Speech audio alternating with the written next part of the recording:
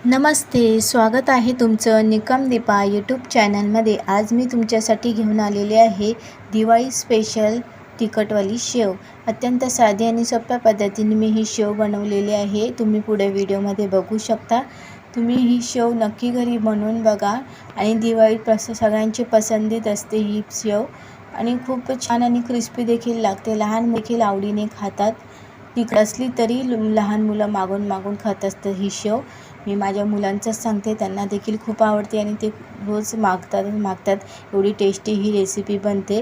तुम्ही बघू शकता खूप प्लेट भरून अशी मी बनवून घेतलेली आहे आणि इतकी क्रिस्पी, आणि तुम्हाला मी दाखवते आता क्रिस्पी किती आहे। त्याचा आवाज पण बघू शकता तुम्ही, छान क्रिस्पी आवाज पण येतोय। प्लेटमध्ये टाकून देखील दाखवते मी तुम्हाला, तुम्ही बघू शकता छान असा आवाज येतोय।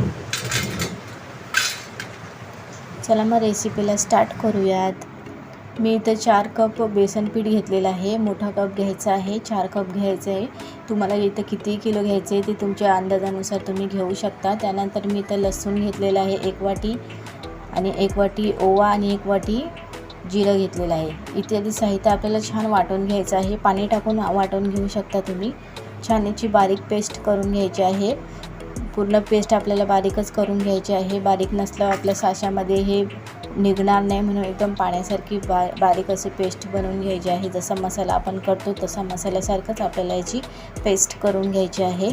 तुम्ही बघू शकता आता मी ही पेस्ट आपल्याला पूर्ण बेसन पिठात घालून घ्यायची आहे।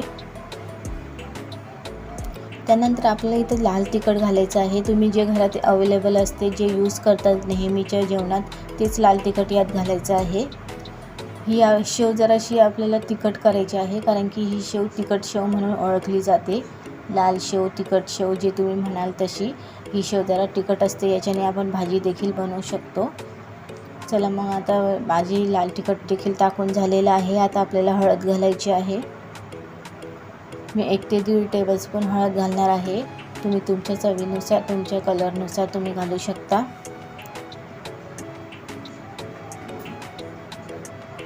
त्यानंतर चवीनुसार मीठ घालायचं आहे। आपल्याला या शेवमध्ये परफेक्ट असं मीठ पाडायचं आहे। मिठानुसारच चव लागते या शेवला, म्हणून मीठ नक्की बरोबर व्यवस्थित टाकून घ्या। त्यानंतर आपल्याला इथं तेलाचं मोहन घालायचं आहे। मी 1 पळी तेलाचं मोहन घालणार आहे। इथं छान कडकडीत तेल असं गरम करून घ्यायचं आहे। तेल कडकडीत गरम झाल्यावर आपले शेव असते ना, ती देखील एकदम क्रिस्पी बनते।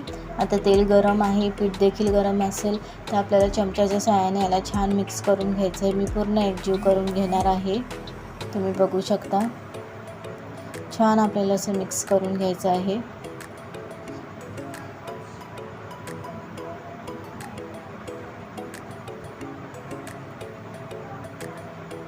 छान मिक्स करून घेऊयात।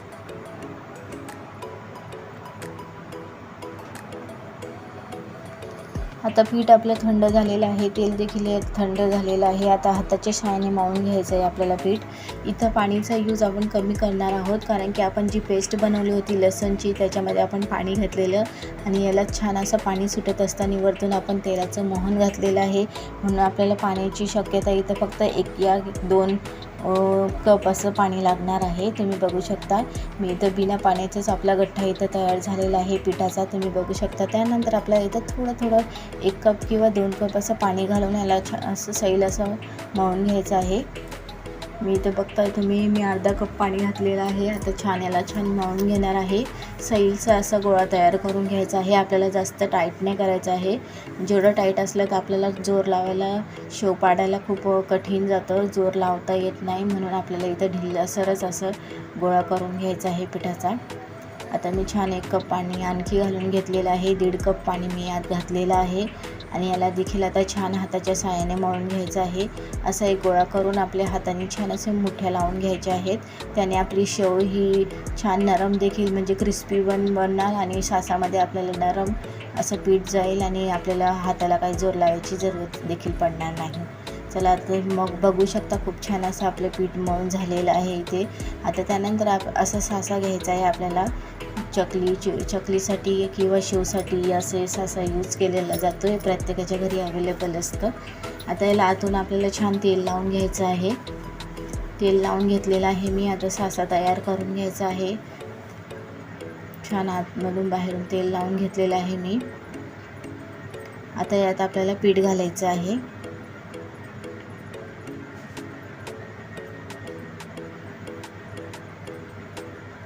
सासामध्ये घुसेल असं पीठ आपल्याला घ्यायचं आहे. त्यालाही हाताच्या साहाय्याने अजून मळून घ्यायचं आहे. अजून सॉफ्ट करून घेऊयात, जेणेकरून आपल्याला हाताला पूर्ण एनर्जी लावायची गरज पडणार नाही. एकदम छान असं सॉफ्ट करून घेतलेलं आहे मी पीठ, तुम्ही बघू शकता. आता पूर्ण पीठ आपल्याला हे सासात घालून सासा हे लॉक करून घ्यायचं आहे. सासा आपल्याला छान लॉक करून घ्यायचा आहे. जर लॉक नाही केला तर ते सुटू शकतो आणि तेल उडायची शक्यता असते, म्हणून याला पहिले छान असं टाईट करून घ्यायचं आहे. तोपर्यंत आपण इथं तेल ठेवून दिलेलं आहे. तेल छान गरम देखील झालेलं आहे. आता आपल्याला इथं शेव पाडून घ्यायचे आहे. तुम्ही बघू शकता असे गोल गोल करून आपल्याला इथं शेव पाडून घ्यायचे आहे. हे काम आपल्याला एकदम सांभाळून करायचं आहे, कारण की तेल हे खूप गरम असतं, चटका लागण्याची शक्यता देखील असतात तिथे, म्हणून हळूवार हाताने हे छान असं गोल गोल करून पाडून घ्यायचं आहे. तुम्हाला जर गोल नसेल येत तर तुम्ही कुठलाही आकार काढू शकता, फक्त त्याच्या एकावर एक असं पाडू नका. सुटसुटीत असं करून घ्या. व्हिडिओमध्ये दाखवल्याप्रमाणे मी असं सुटसुटीत असं शेव पाडून घेतलेले आहे तेलात.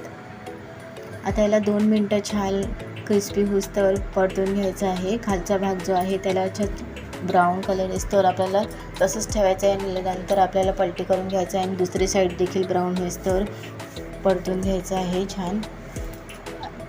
तुम्ही बघू शकता एक पळी आणि एक झाराच्या साहाय्याने मी याला पलटी करून घेत आहे. डायरेक्ट एकच याच्याने पलटी करून नाही घ्यायचं आहे. छान आपली ब्राऊन कलर देखील आलेला आहे शेवला, तुम्ही बघू शकता. आता याचं पूर्ण तेल गाळून आपल्याला एका प्लेटीत काढून घ्यायचं आहे. तुम्ही बघू शकता शेवचा कलर खूप छान आणि ब्राऊन, जास्त आपल्याला ब्राऊन करून घ्यायचं नाही आहे. असा हलकासा सोनेरी कलर येईस्तोवर आपल्याला परतून घ्यायचं आहे याला. आता दुसरा देखील मी टाकून घेतलेला आहे. अशा प्रकारे आपल्याला पूर्ण शेव इथं पाडून घ्यायचे आहेत. गॅस आपल्याला लो टू मीडियममध्येच ठेवायचा आहे. लास्टला जेव्हा आपण शेव काढतो तेलातून बाहेर, तेव्हा आपल्याला थोडासा फास्ट गॅस करून त्याला पूर्ण सोक करून मग काढून घ्यायचं आहे. आपली शेव इथे तयार आहे. तुम्ही बघू शकता खूप छान कलर देखील आलेला आहे आणि खूप छान दिसते देखील आहे, खूप छान लागते देखील. ही रेसिपी नक्की तुम्ही घरी ट्राय करून बघा आणि माझ्या चॅनल नवीन असाल तर मला लाईक, शेअर आणि सबस्क्राईब करायला विसरू नका. Thank you for वॉचिंगसाठी.